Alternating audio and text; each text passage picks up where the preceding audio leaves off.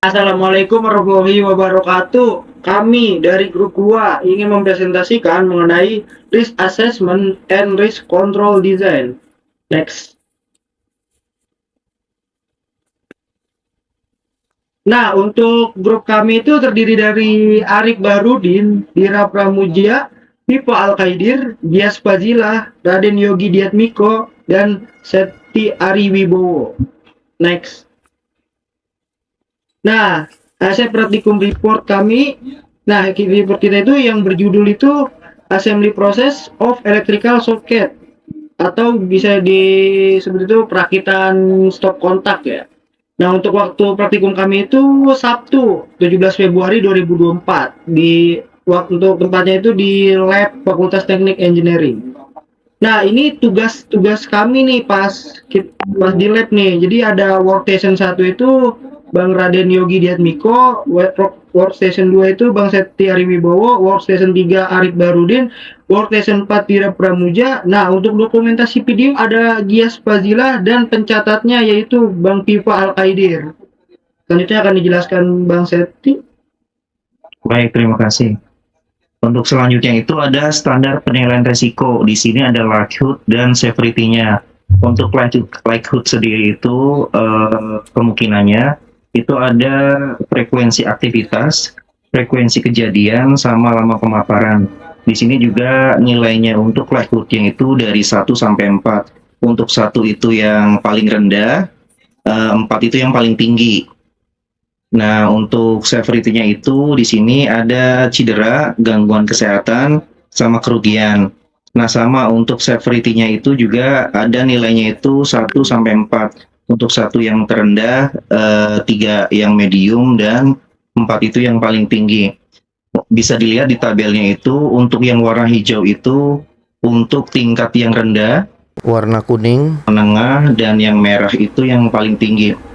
Nah, contohnya itu untuk likelihood-nya itu jika dihasilkan itu 2 dan keparahannya itu 2, maka bisa ditarik garis ke kanan antara pertemuan 2 dan 2, maka dihasilkan itu ada 4 gitu. Nah, untuk berdasarkan standar penilaian risiko ini itu mencangkup kegiatan-kegiatan yang kemarin grup kita sudah laksanakan. Nah, nanti akan dijelaskan oleh Mas Yogi. Terima kasih. Baik, terima kasih Mas Sefti. Di sini saya akan menjelaskan tentang pekerjaan yang kita lakukan, yaitu berupa data pada hasil analisa risiko tingkat rendah. Di sini kita bisa melihat pada hasil analisa risiko tingkat rendah terdapat beberapa operasional, diantaranya yaitu pada operation 2, pada proses pemasangan plat isolator ke atas housing stop kontak, itu dia mempunyai nilai kemungkinan kecelakaan kerja sekitar 2,67. Kemudian pada operator 3 dengan proses pemasangan kabel steker dengan konduktor isolator tutup bawah stop kontak mempunyai nilai kemungkinan kecelakaan kerja yaitu 2,67. Dan pada proses HSE, pada proses pengecekan intensitas cahaya mempunyai nilai kemungkinan kecelakaan kerja yaitu 2,33 yang menghasilkan tingkat risiko low, di mana pada proses ini tingkat risiko low atau rendah yaitu sekitar 5 proses. Next. Kemudian pada hasil analisis risiko tingkat menengah terdapat beberapa proses yang kita lakukan, diantaranya pada operator 1, pada proses pemasangan ujung kabel yang sudah dikelupas ke dalam lubang konduktor steker mempunyai nilai kemungkinan kecelakaan kerja yaitu 3,67. Dan juga pada operator 2, pada proses pemasangan steker ke kabel produk dari operator 1, kemudian pemasangan plat isolator ke atas housing stop kontak, itu mempunyai nilai kemungkinan kecelakaan kerja yaitu 3,67 yang menghasilkan tingkat risiko menengah. Next. Kemudian ada operator 3 di mana pada proses pemasangan kabel steker dengan konduktor isolator ke tutup bawah stop kontak mempunyai nilai kemungkinan kecelakaan kerja yaitu 3,33, di mana tingkat risikonya yaitu adalah menengah. Next. Dan yang terakhir pada proses 4, pada proses pemasangan klem pengikat dan pemasangan tutup atas stop kontak mempunyai nilai kemungkinan kecelakaan kerja dengan nilai 3,33 dengan tingkat resiko menengah, dan pada Departemen HSE mempunyai proses pengecekan suhu dan kelembapan ruangan dan pengecekan kebisingan mempunyai nilai kemungkinan kecelakaan kerja yang sama, yaitu 2,67 dengan tingkat resiko menengah. Untuk konsekuensi yang diterima yaitu adalah gangguan kesehatan dan cedera anggota tubuh. Pada hasil analisa risiko tingkat menengah, kita mendapati bahwa terdapat total tingkat risiko menengah yaitu 19 proses. Next. Klasifikasi resiko pada tingkat tinggi atau high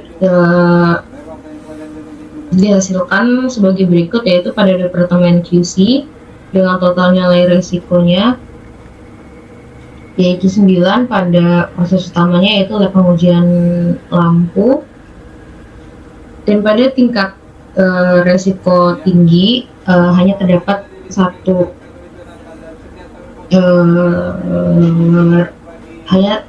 klasifikasi satu risiko. Kemudian untuk hierarki pengendalian risikonya,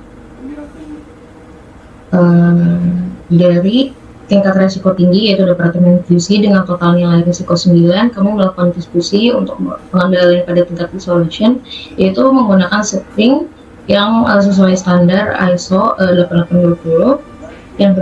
Yang kedua yaitu pemeriksaan secara berkala. Yang ketiga yaitu siapkan alat pemadam kebakaran.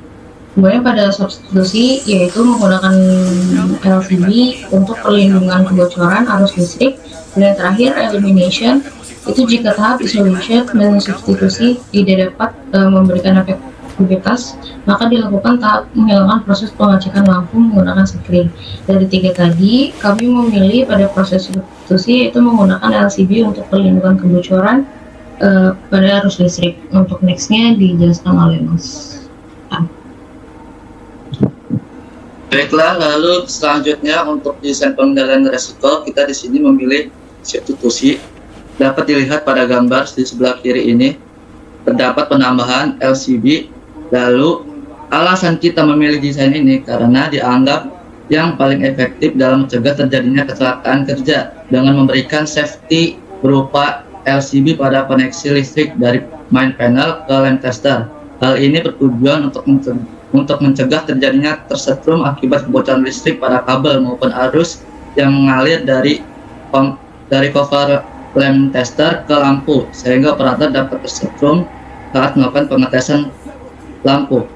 Pada desain ini, nilai resiko yang diturunkan yaitu likelihood dan severity dikarenakan bukan hanya mampu mencegah terjadinya kecelakaan kerja. Dengan pengaplikasian menggunakan LCB, pekerja tidak akan mengalami kecelakaan kerja khususnya tersetrum, dikarenakan listrik akan secara otomatis terputus oleh LCB ketika ada arus beban yang berlebihan.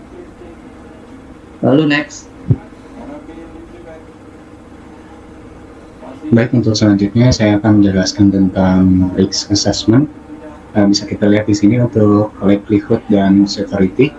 Sebelum improvement di station quality control, nilai likelihoodnya itu adalah 4 dan nilai severity itu adalah 3. Jika di total risk assessmentnya adalah 12, itu termasuk dalam kategori medium. Dan setelah dilakukan improvement atau perubahan, nilai likelihoodnya menjadi 2 dan nilai severity-nya menjadi 1. Jika di total risk assessmentnya menjadi low. Kita lihat di bawah sebelum improvement itu di bagian quality itu untuk nilai frekuensi aktivitas, frekuensi kejadian dan nama pemaparan. Jika di total nilai risk assessment-nya menjadi 3, dan untuk nilai cedera, gangguan kesehatan dan kerugian juga totalnya menjadi 9. Ini termasuk dalam kategori high. Dan setelah di improvement dilakukan pemasangan warning sign dan mengandalkan safring.